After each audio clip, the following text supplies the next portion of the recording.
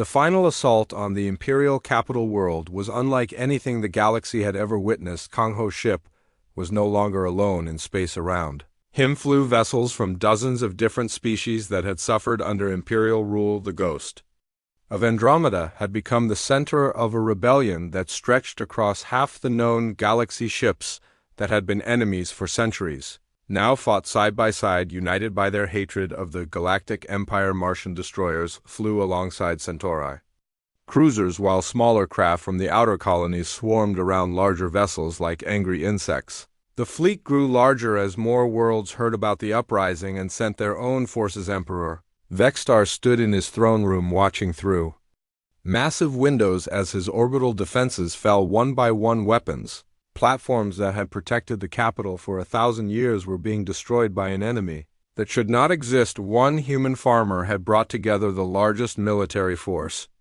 in galactic history to destroy everything the Empire had built. Children watched from the safety of their father's ship as the battle raged around them. Explosions lit up space like fireworks, while energy beams crossed the darkness between opposing fleets. The Imperial Navy fought desperately, but they were outnumbered and outgunned by enemies who had nothing left to lose. Wu asked his father why so many different species were helping them. Kang Ho explained that the Empire had made enemies throughout the galaxy by taking children as slaves and destroying peaceful worlds.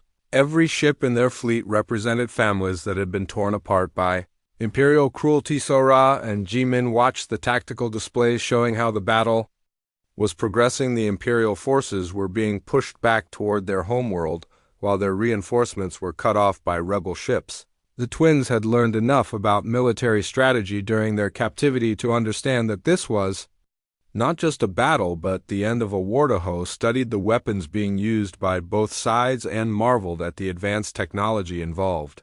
Energy weapons that could destroy entire cities fired across distances measured in light seconds, while defensive shields tried to absorb or deflect the incoming attacks. The scale of destruction was beyond anything he had imagined possible. Little Nari held her wooden bird toy and asked if they could go home to New Terra after the fighting was over. Her father promised they would return to their farm when it was safe, but first they had to make sure the Empire could never threaten any family again. The battle moved from space down to the planet surface as Imperial ground forces tried to make a final stand. Kang Ho's ship landed in the capital city along with thousands of other vessels. Alien soldiers who had conquered worlds across the galaxy now found themselves fighting for their lives in their own streets. Buildings that had stood for millennia crumbled under weapons fire, while civilians fled through smoke-filled streets. The Imperial Palace, where Emperor Vexstar had ruled his vast empire, was surrounded by rebel forces that demanded unconditional surrender, but the Emperor refused to give up his throne without a final confrontation. Kang Ho left his children safely aboard his ship under the protection of automated defense systems. He put on his armor one last time and walked through the burning city toward the palace. His reputation had spread so widely that Imperial soldiers fled rather than face him in combat. The palace corridors were empty except for the bodies of guards who had tried to defend their emperor. Kang Ho walked slowly through rooms filled with treasures stolen from conquered worlds. His footsteps echoed in the silence while smoke drifted through broken windows. Emperor Vexstar waited in his throne room, sitting on a chair made from the bones of creatures he had killed in personal combat. The massive alien ruler was 12 feet tall, with scales that had turned black with rage. His clawed hands gripped weapons that could slice through metal, but he knew they would not save him. When Kang Ho entered the throne room, the two enemies stared at each other across the vast space. Both understood that only one of them would leave alive. The Emperor spoke first in his deep, rumbling voice, asking what the human wanted in exchange for sparing the capital world. Kang Ho answered in perfect Imperial language that he had learned during years of hunting their kind. He wanted nothing except the knowledge that no alien would ever again think humans were easy prey. The Empire had taken his children, and for that crime the price was complete destruction. The final battle between them lasted only minutes. Vexstar was skilled with his weapons and had killed many opponents in single combat, but he was facing something beyond his experience. Kang Ho moved like liquid death flowing around the Emperor. Attacks While his own strikes found every weakness in alien anatomy when it was over, Kang Ho stood alone in the ruined throne room looking down at the body of the last galactic emperor outside. The palace windows he could see rebel ships landing throughout. The capital city, the war was finished, and the empire would never rise again. News of the emperor death spread across the galaxy faster than light. Imperial governors abandoned their posts while remaining military forces surrendered or fled to neutral space. The vast bureaucracy that had controlled thousands of worlds collapsed within days as member species declared independence. The children waited for their father return aboard his ship, watching through the viewports as the city burned below them. When he finally came back, he was no longer wearing his armor but looked exhausted in a way they had never seen before. The weight of ending an empire had taken something out of him. Yun-Woo asked if it was really over, and his father nodded. Slowly, the Galactic Empire was dead and would never threaten human families again. Other species might try to fill the power vacuum, but they would remember what happened when someone made humanity truly angry. The journey back to New Terra took several weeks as they stopped at worlds that had been liberated from imperial rule.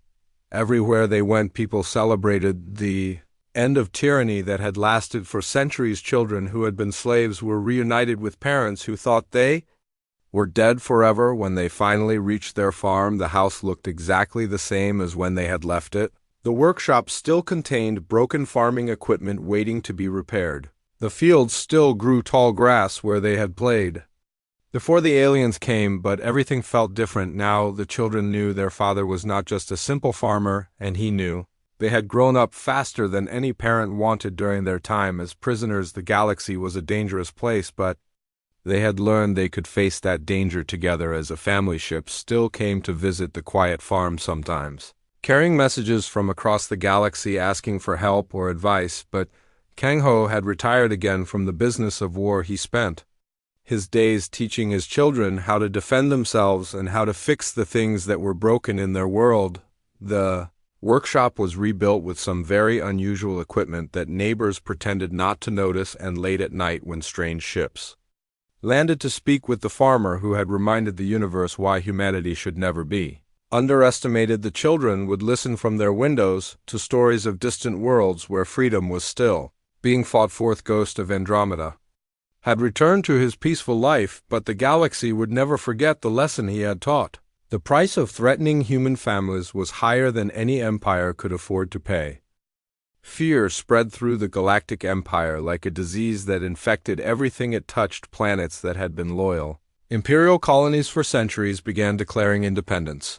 Military commanders who had built their careers on conquest suddenly found excuses to transfer to peaceful sectors far from the fighting. Trade routes that had operated safely for decades shut down as merchant ships refused to risk encountering the ghost. Kang Ho moved through imperial space like a force of nature that could not be stopped or reasoned with. His black ship appeared at weapons manufacturing plants and reduced them to glowing craters.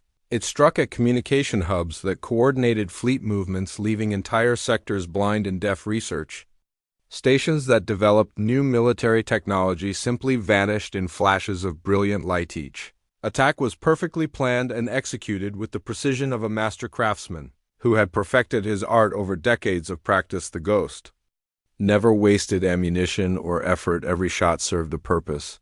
Every target was chosen to maximize damage to the Empire ability to function as a military force. The Imperial Navy tried everything they could think of to stop him. They set traps using fake distress signals, but his ship sensors were too advanced to be fooled. They sent hunter-killer squadrons to patrol likely attack routes, but he always knew where they were before they saw him.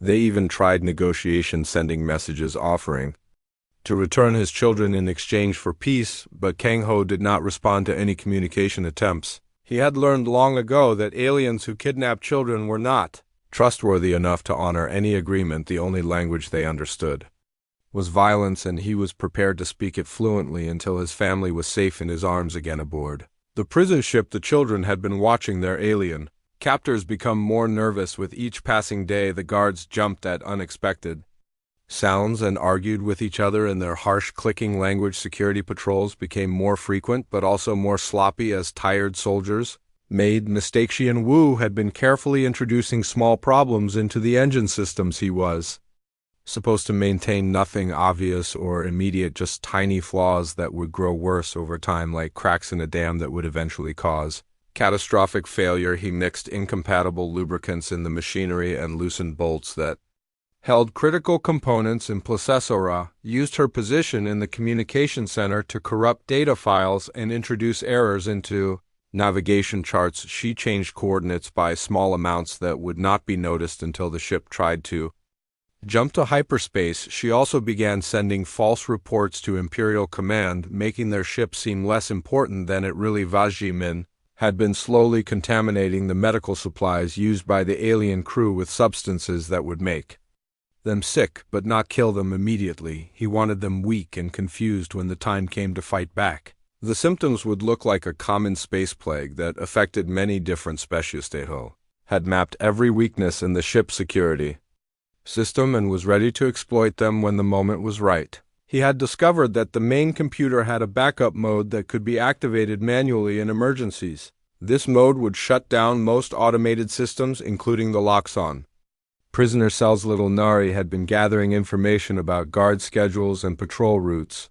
by listening to conversations and watching daily routines. She had also found several maintenance tunnels that were too small for adult aliens but perfect for a small human child to crawl through. These tunnels connected different sections of the ship. The siblings had been passing information to each other through their secret communication network. They all knew that something big was going to happen soon. The alien crew was too frightened and distracted to maintain proper security. Their father was coming, and when he arrived, they needed to be ready to help. Meanwhile, across the galaxy, panic had reached the highest levels of Imperial Command. Emperor Vextar himself had been forced to abandon his palace world when ghost attacks came within 3-star systems of his capital. The mighty ruler who had conquered thousands of civilizations was running from one human with a personal grudge. Admiral Zectus had lost half his fleet trying to protect strategic targets from ghost attack. Ships that had survived dozens of major battles were being destroyed by an enemy they could rarely even see on their sensors. The admiral was beginning to understand that traditional military tactics were useless against this opponent. The ghost fought like no enemy they had ever faced. He did not follow the rules of warfare or show mercy to surrendering foes. He struck at targets that seemed random but created maximum psychological impact. Industrial worlds that supplied the military found their factories burning. Recruitment centers where young aliens joined the Imperial forces were reduced to smoking ruins. Every attack sent the same message to anyone smart enough to understand it. The Empire had taken something that belonged to the ghost, and he would destroy their entire civilization to get it back. The cost in lives and resources meant nothing to him, only recovering his children mattered. Imperial propaganda tried to maintain morale by claiming the attacks were the work of a terrorist organization or rebel alliance. But veteran soldiers knew better. They recognized the signature tactics of humanity most legendary warrior. The Ghost of Andromeda was not leading an army or commanding a fleet. He was hunting alone with only his ship and his rage. Some Imperial officers began to question whether keeping 5 human children was worth the destruction being visited upon their empire. They suggested returning the prisoners and negotiating a ceasefire before more damage was done. But Emperor Vextar refused to show weakness by giving in to terrorist demands. The Emperor had built his reputation on never backing down from any challenge. His pride would not allow him to admit that a single human could threaten the greatest military force in galactic history. But his stubbornness was costing the Empire everything they had built over centuries of conquest. As more bases fell and more ships were destroyed, panic began to affect even the prison ship crew. The children could see it in their captors' behavior. Guards who had once been cruel and confident now seemed jumpy and afraid. Orders were given and then changed again as officers lost confidence in their decisions. The alien crew began to whisper among themselves about abandoning the ship and fleeing to neutral space before the ghost found them. Some talked about surrendering the human children and hoping for mercy, but others argued that the ghost never showed mercy to anyone who had threatened his family. Hyanwo could feel the ship engines becoming less stable as his sabotage took effect. Strange vibrations ran through The hull and emergency alarms sounded more frequently. The alien engineers were too frightened and distracted to properly maintain their equipment. They trusted the human slave to do work they should have supervised themselves. The time was coming when all their preparation would be put to the test. The children could sense it in the way the ship moved and the way their captors behaved. Their father was close, and when he arrived, the Galactic Empire would learn why humanity should never be underestimated. The prison ship shuddered violently as it dropped out of hyperspace unexpectedly. Hyun-woo. Sabotage had finally reached the critical point where the engines could no longer maintain stable. Faster than light travel emergency lights bathed the corridors in red warning glow while alien crew members ran frantically trying to restore power to critical systems. False navigation data had led them into a dense asteroid field where the damaged engines could not maneuver effectively. Huge chunks of rock drifted past the ship viewports, some larger than buildings. The pilot was struggling to avoid collisions while dealing with failing propulsion systems and corrupted star charts. Jimin. Contaminated medical supplies had left many crew members sick with symptoms that looked like common space flu but made them too weak to perform their duties properly. The ship medical bay was overwhelmed with patients while healthy crew members had to cover extra shifts. This left security patrols understaffed. An exhausted Captain Grixcar stood on the bridge of his ship watching damage reports scroll across multiple screens. His scaled face showed the stress of command during a crisis. The human children had seemed like harmless cargo when they were loaded aboard, but now everything was falling apart around him. He began to suspect sabotage but could not prove it. Deep in the asteroid field, something moved between the floating rocks. Kangho ship had been following the prison transport for 3 days, waiting for the perfect moment to strike. His advanced sensors could track their vessel even through hyperspace jumps, but he needed them vulnerable before making his attack. The ghost ship was perfectly designed for this kind of hunt. Its black hull absorbed sensor beams instead of reflecting them, making it nearly invisible against the dark background of space. Advanced stealth systems masked its heat signature and electromagnetic emissions. Even at close range, most ships would not detect it until weapons were already firing. Kang-ho studied the prison ship through his targeting computers, calculating weak points and planning his attack strategy. The vessel was large and heavily armed, but it was designed to transport prisoners, not fight military battles. Its weapons were meant to discourage rescue attempts, not engage serious threats. The ship communication systems crackled with distress calls as the alien crew realized they were trapped in the asteroid field with failing engines. Multiple systems were reporting critical errors while the captain tried to coordinate repair efforts. None of them noticed the predator that stalked them through the floating Rocksteho felt the ship shake again and knew this was the moment they had been preparing for. He activated the manual override he had discovered in the security system, shutting down automated locks. Throughout the vessel, prison cell doors opened silently while surveillance cameras went offline. Internal communication systems failed just as the crew needed them most. The children moved quickly through corridors they had memorized during weeks of careful observation. Hyun-woo led his siblings toward the main hangar bay where escape pods were stored. They had to avoid the few remaining security patrols while navigating through a ship that was falling apart around Fenri, crawled through maintenance tunnels to reach other prisoners and tell them the doors were open. Her small size let her move through spaces where adults could not follow. She carried messages between different groups of captives, organizing a coordinated uprising throughout the massive vessel. First sign of external attack came when the ship's outer hull began glowing. With the impact of energy weapons, Kang-ho was using surgical precision to disable specific systems without destroying the entire vessel. He needed his children alive and could not risk damaging the sections where they might be located. The ghost ship weapons were unlike anything used by regular military forces. They fired concentrated beams of exotic particles that could penetrate any known armor material. Each shot was perfectly aimed to disable critical components while avoiding areas where prisoners were housed. The alien crew had never seen such accurate long-range gunnery. Captain Grixcar tried to return fire, but his weapon systems were failing one by one. The targeting computers could not lock onto the attacker's position.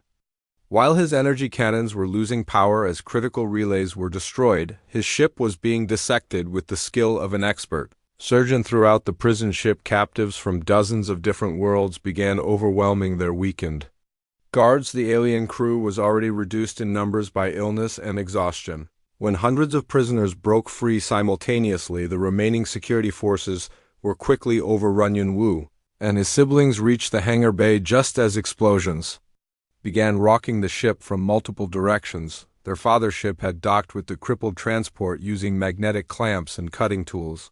Emergency sirens wailed while sparks fell from damaged ceiling panels. The children waited in the hangar bay as footsteps approached through the smoke and debris. They recognized the familiar sound of their father boots even before they could see him. Through the chaos, Kang Ho emerged from the docking tunnel like an avenging angel dressed in black armor that made him look like death itself, but when he saw his children safe, his harsh expression softened immediately. He knelt down and gathered all 5 of them in his arms, at once holding them close while whispering apologies for not protecting them. Bitter tears ran down his face as he felt their warm bodies pressed against him. The reunion was brief because the mission was not complete yet.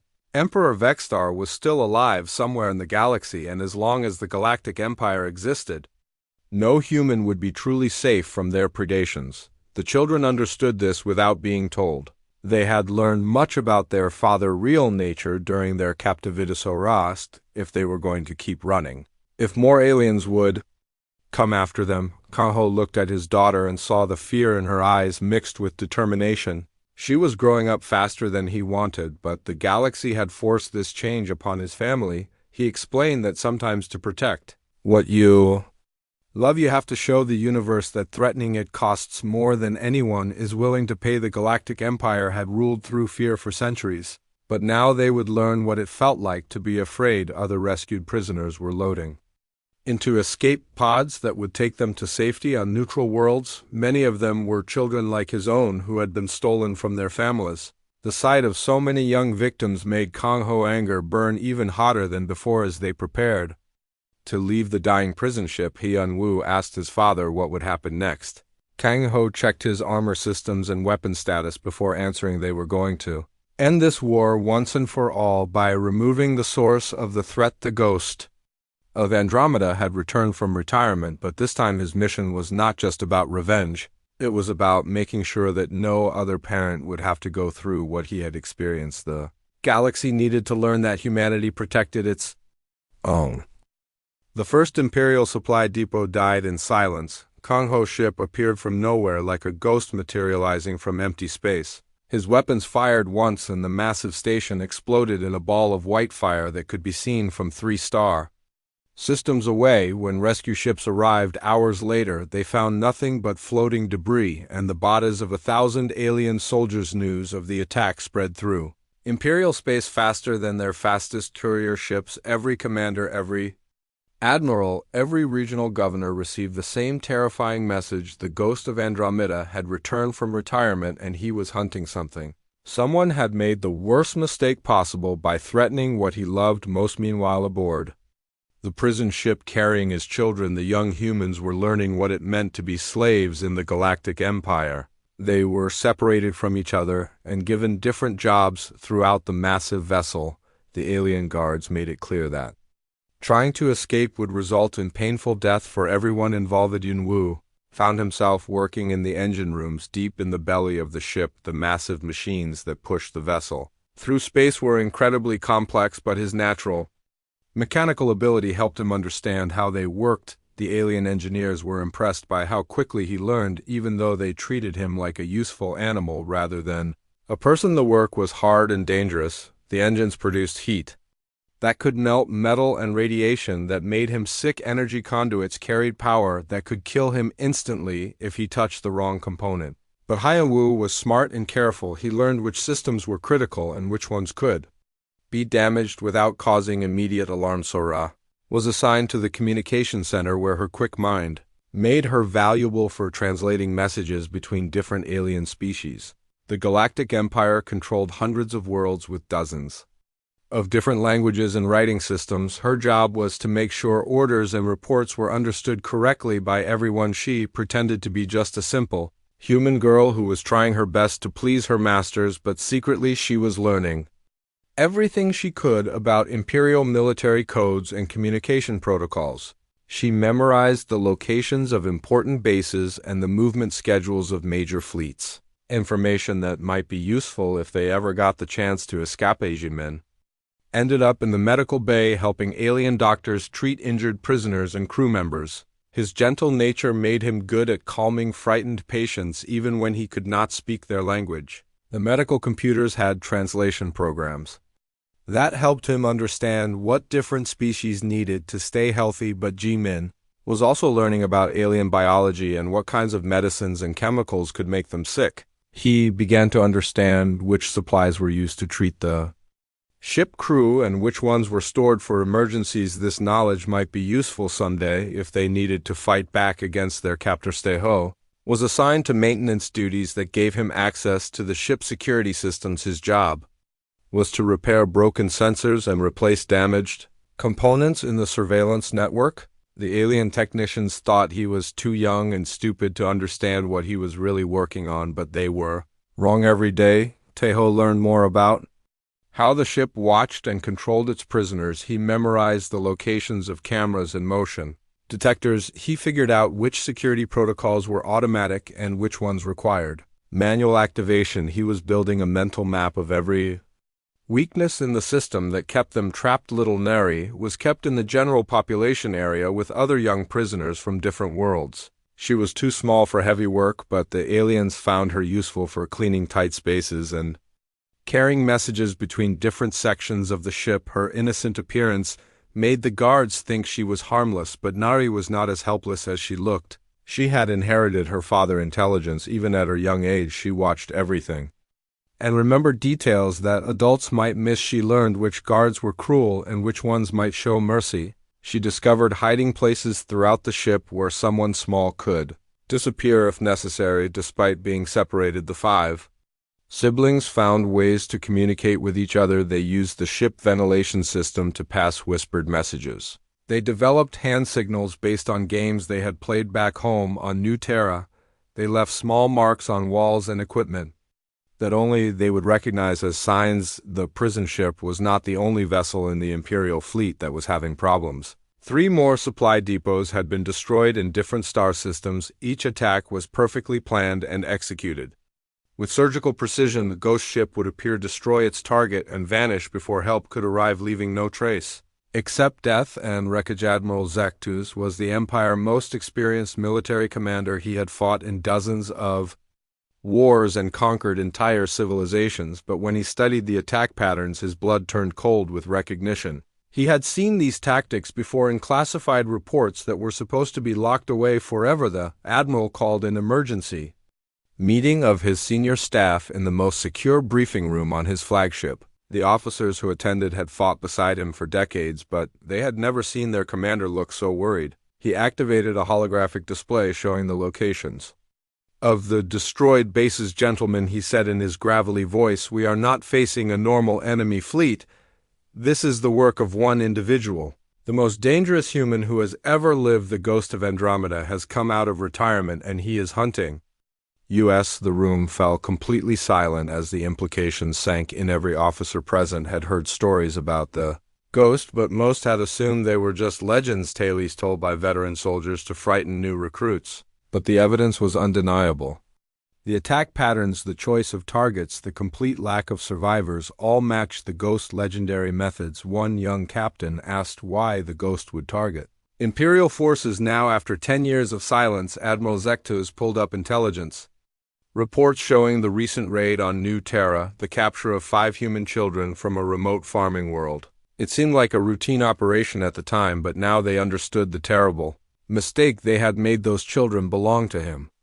The Admiral said quietly, we have kidnapped the family of the most lethal individual in known space. He will not stop until he gets them back, and he will kill every one of us in the process, unless we find a way to stop him first. But stopping the ghost of Andromeda had never been done before in 10 years of active hunting.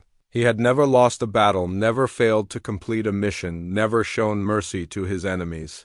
The Imperial fleet that had conquered 1,000 worlds was about to learn What real fear felt like as news of the ghost return spread, panic began to grip the Empire. Soldiers deserted their posts. Officers resigned their commissions. Entire star systems began evacuating as civilians fled from what they knew was coming. The mighty Galactic Empire was discovering that some enemies were too dangerous to make. Kang Ho stood in his workshop after the alien ships disappeared into the dark sky. The quiet farmer was gone now. In his place stood something much more dangerous. His hands shook not from fear, but from the rage that burned inside him like a fire.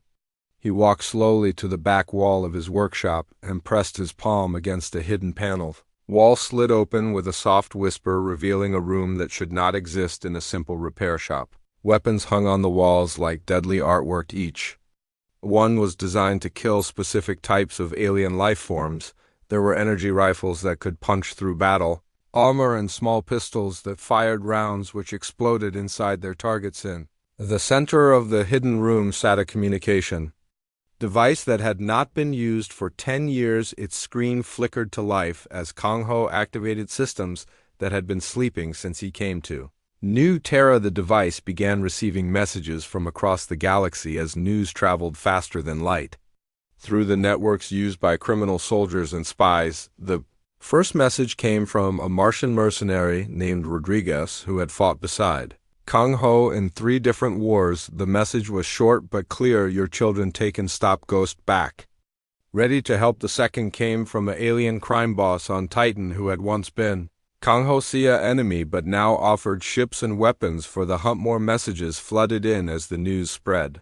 A Federation admiral sent coordinates of Imperial supply bases. A smuggler on Europa provided shipping schedules for prison transports. Even the underground railroad that helped slaves escape from alien empires sent their support. They all remembered what happened when someone made the Ghost of Andromeda angry. Meanwhile, light years away, the 5 children were being processed aboard the massive Imperial flagship.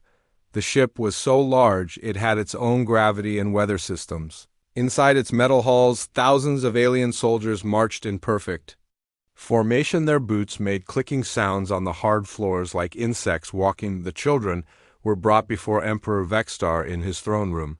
The massive alien ruler sat on a chair made from the bones of creatures he had killed in personal combat. He was 12 feet tall with scales that changed color depending on his mood. Right now they were a deep red that meant he was bored and slightly annoyed. Vexstar barely looked at the 5 human children when they were dragged before him.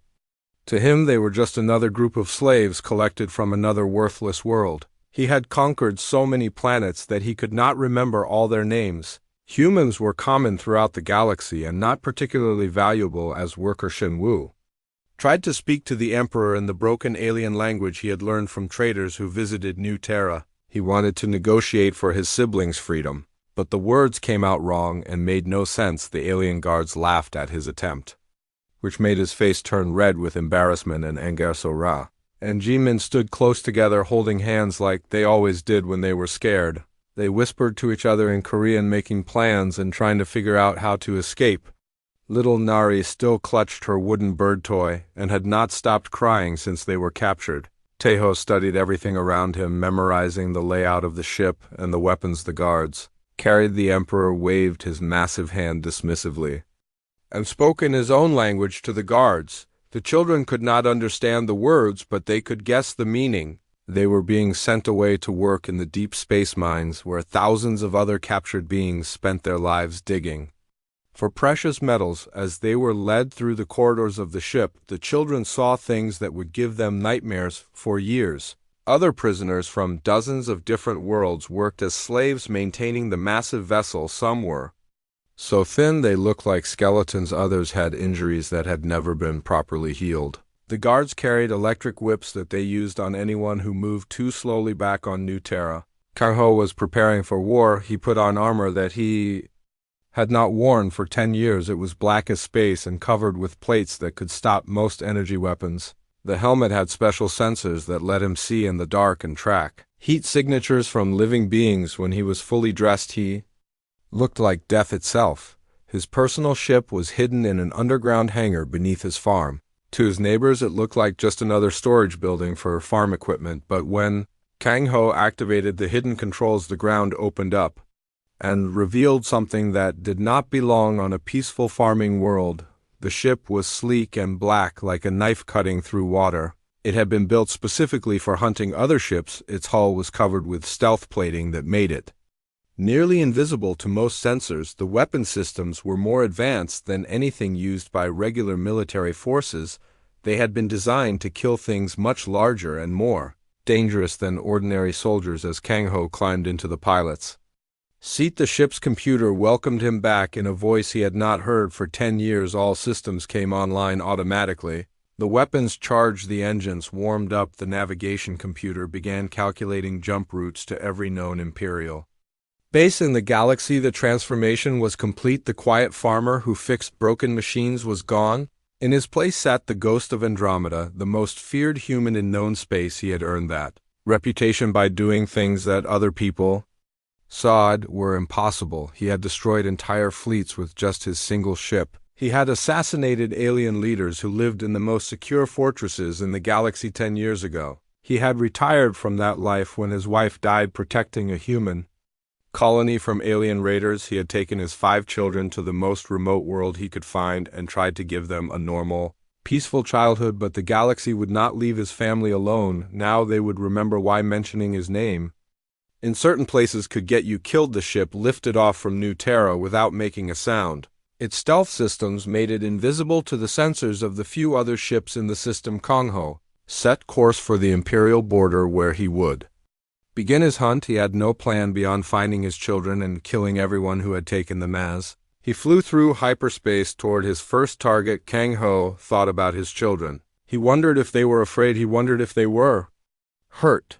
He wondered if they understood that their father was coming for them, but mostly he thought about what he was going to do to Emperor Vexstar when he found him. The ship dropped out of hyperspace near an Imperial supply depot that served a dozen star systems. Kang Ho studied the station through his sensors, counting weapons and guards and calculating the best approach. He had destroyed places like this before, but that was when he was hunting for money or revenge. Now he was hunting to save his children, and that made him more dangerous than he had ever been. The ghost of Andromeda was back, and the galaxy was about to remember why that was something to fear. The sun was bright and warm on New Terra that morning. The yellow star hung in the blue sky like a happy face looking down at the farming world. 5 children ran and played in the tall green grass behind their simple white house. They laughed and shouted as they chased each other through the field. Jianwu was the oldest at 16 years. He was tall and strong, with dark hair that fell into his eyes when he ran. He watched his younger brothers and sisters with careful attention. Their father had told him many times that he was responsible for keeping them safe when they played outside. The boy took this job very seriously. The twins, Sora and Jimin, were 14 years old. They looked almost exactly the same, except Sora had longer hair that she kept in a braid down her back. Jimin kept his hair short and messy. Both twins had bright, curious eyes that were always looking for new things to explore. They moved together like dancers, always knowing where the other one was 12 years old and very smart. He could fix almost anything that was broken. His hands were always dirty from taking apart old machines and putting them back together again. He had found an old communication device in the grass and was trying to make it work again. His tongue stuck out a little when he concentrated hard on something. The youngest was Nari. She was only 8 years old, with big round eyes and the smile that made everyone happy when they saw it. She carried a small wooden toy that her father had made for her. It was carved to look like a bird, and she pretended it could fly. She made little whooshing sounds as she ran around with it. Their father, Kang Ho, worked in his workshop near the house. The neighbors all thought he was just a simple man who fixed farming equipment for the other families in their small community. He had moved to New Terra 10 years ago with his 5 children after his wife died. He never talked much about his life before coming to the farming world. The workshop looked ordinary from the outside. It had tools and spare parts scattered on workbenches like any other repair shop, but if someone looked very carefully, they might notice that some of the tools were made from metals that did not come from New Terra. They might also wonder why a simple farmer needed such advanced equipment. Kang Ho had chosen this remote world very carefully. It was far from the main space routes where big ships traveled. It had no valuable resources that would attract attention from alien empires. The people who lived here just wanted to grow their crops and live quiet, peaceful lives. Nobody asked to. Many questions about their neighbors passed. The man had many scars on his arms and chest, but he always wore long sleeves and high collars, so the children would not see them. When he thought no one was looking, his eyes would scan the horizon like he was watching for danger, but when the children came near him, his face would become soft and gentle. That morning, Kang Ho was working on a broken harvesting machine for farmer Lee, who lived 3 farms over. The machine made strange grinding noises and would not start properly. He had taken apart the engine and was cleaning each piece with careful attention to detail. His hands moved with the skill of someone who had fixed much more complicated things than farm equipment. Outside, his children played their favorite game of hide and seek in the tall grass.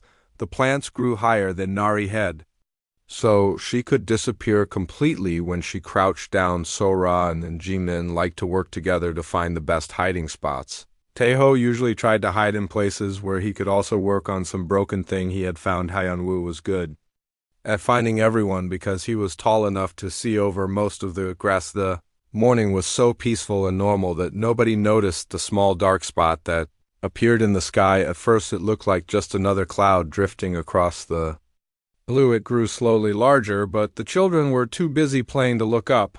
The birds that usually sang in the trees became quiet and flew away, but no one paid attention to this warning. When the shadow finally fell across the farm, it was huge. The children stopped playing and looked up to see something that should not exist. A ship the size of a small city hung in the air above them. Its metal hull was dark gray with strange symbols carved into the surface that seemed to move and shift when you looked at them directly. The ship was so big that it blocked out the sun and made everything cold and dark. Smaller ships began to separate from the main vessel like seeds falling from a giant tree. These were still much larger than any vehicle the children had ever seen. They fell toward the ground with roaring sounds that hurt their ears. Shin-woo shouted for his brothers and sisters to run toward the house, but his voice was lost in the terrible noise from above. The smaller ships landed with crashes that shook the ground and made the children fall down. Sora screamed for their father, while Min tried to pull Nari toward the tree. Strange beings came out of the landed ships. They were tall and walked on 2 legs like humans, but their skin was gray and covered with hard plates like armor. Their heads were too big and had too many eyes that glowed red in the shadows. They moved with mechanical precision like they were all controlled by the same mind. Energy nets fell from the sky like glowing spider webs. Each net was perfectly aimed to trap one of the children before they could escape. Hyunwoo tried to tear the net apart with his hands, but it burned him when he touched it. The energy made his muscles stop working properly, and he fell to his knees. Sora and Jimin were caught together in one large net that wrapped around them both like a cocoon. They struggled and fought, but the more they moved, the tighter it became. Taeho threw rocks at the alien soldiers, but they bounced off their armor without leaving even a scratch. Little Nari cried and held her wooden bird toy close to her chest. The aliens moved quickly and efficiently. They had done this many times before on many different worlds. Children were valuable as workers in the deep space mines because their small hands could reach into tight spaces. The soldiers did not care about the names or feelings of their prisoners. They were just another resource to be collected within minutes. All 5 children were loaded onto the alien ships like cargo. The nets kept them from moving, but they could still see and hear everything around them. Hyunwoo tried to be brave for his younger siblings, but tears ran down his face as the ship doors closed with a sound like thunder. The last thing they heard before the ships lifted off was a sound that would stay with them forever. It was their father screaming their names across the fields. His voice was filled with pain and rage and desperation. It was the sound of a man whose whole world was being torn away from him. The sound followed them up into the sky until the atmosphere became too thin to carry it. As the alien ships disappeared into space, Kang Ho stood in the ruined field where his children had been playing. The peaceful farmer facade fell away like a mask being removed. Underneath was something much more dangerous. His eyes became hard and cold. His hands clenched into fists that could break bones. His whole body changed from that of a gentle father to something that had killed before and would kill again. For 10 years he had hidden from his past, For 10 years he had pretended to be someone else. For 10 years he had hoped that the galaxy would leave his family alone, but now the Galactic Empire had made the worst mistake in their long history of conquest and cruelty. They had taken the children of the man the universe knew as the ghost of Andromeda. The hunt was about to begin.